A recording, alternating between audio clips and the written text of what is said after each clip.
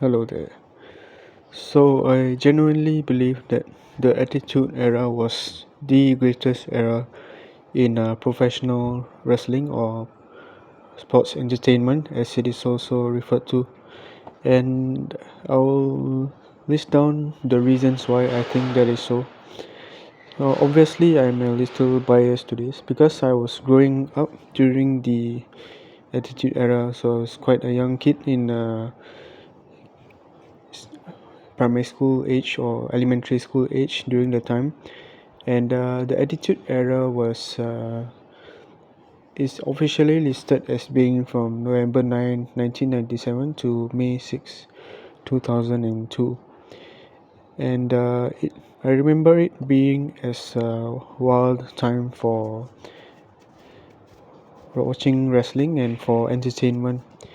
And let me go into the reasons why I think this was the greatest era in wrestling and why many fans, especially those millennials who are around my age, consider it to be the greatest era in wrestling. So, number one, I would say that it was probably the most R-rated or uncensored version of the WWE or WWF as it was called at the time. And there was a lot of stuff happening that was not really appropriate for children, but it was great entertainment for adults. And even watching it as a child, you just kind of turn away and skip over it and just wait for the matches to start and the promos to start. And this was one component why it was so popular during the time, because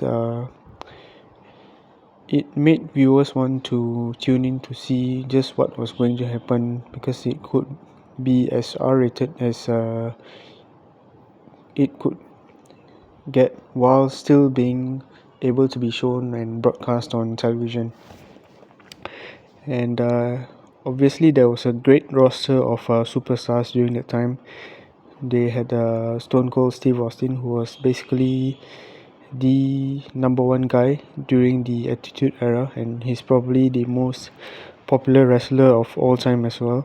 And you had The Rock, who was right there up with him. So The Rock and Stone Cold Steve Austin were the two faces of that era.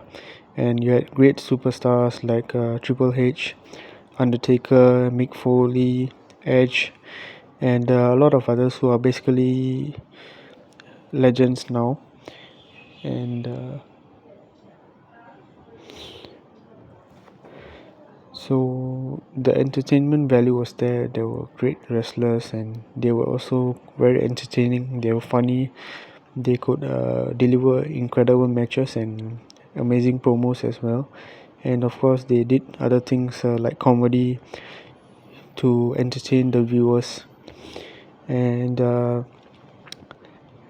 the next thing I would say that it was probably the creative genius of Vince McMahon and those who were the writers who were in charge at the time for keeping the WWF so entertaining, because it was really as unpredictable as it could get. There were many storylines happening at the same time, and every wrestler basically had some kind of a history or beef or relationship with another wrestler, so you never knew what to expect, who was going to help who, and who was going to turn on who, and who was going to show up as a surprise appearance.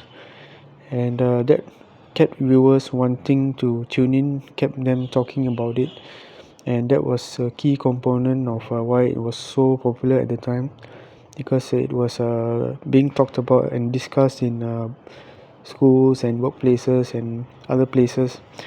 People were discussing what was going to happen and what they thought about the product at the time. And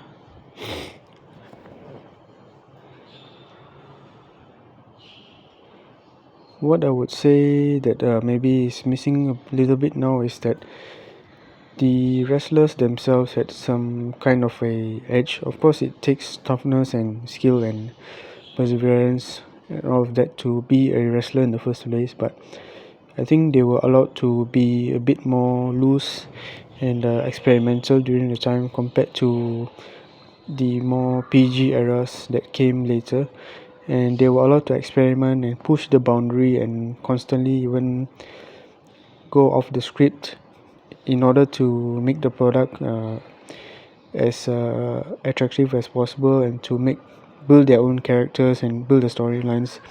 They did some things to cross the line, and it obviously worked because it got the reactions and it got the audience tuning in and all that.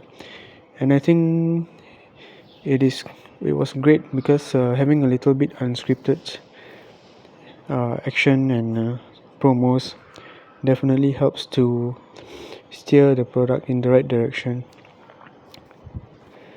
And yeah, so basically these are the reasons why I think the Attitude Era was the best era in professional wrestling. It was as entertaining as it could get. It was quite close to being as R-rated or uncensored as it could get, constantly crossing certain lines to make sure that the audience is reached and to make viewers view and talk about it and market the product and the company as a whole.